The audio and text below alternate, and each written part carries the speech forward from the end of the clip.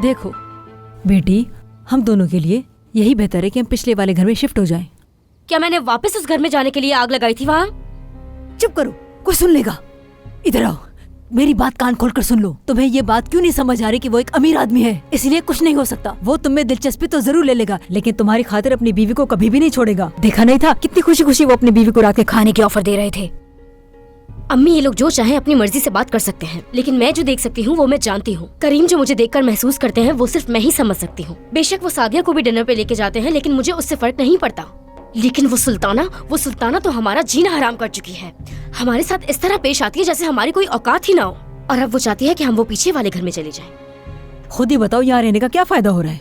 पिछले घर में हम आराम से रह तो सकते हैं, कुछ भी होगा हम अपने घर के मालिक तो होंगे। हाँ, कुछ भी हो जाए अम्मी, मैं ये घर नहीं छोड़ने वाली। चाहे अब सुल्ताना साहिबा हमारे खिलाफ कोई भी चाल चले या हमें इस घर से निकालने की कोशिश करे, हम इस घर को छोड़ के कहीं नहीं जाने वाले।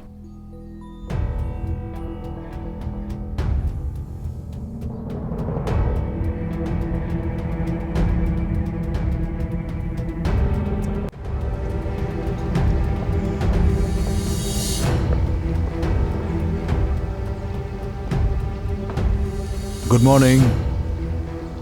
Good morning.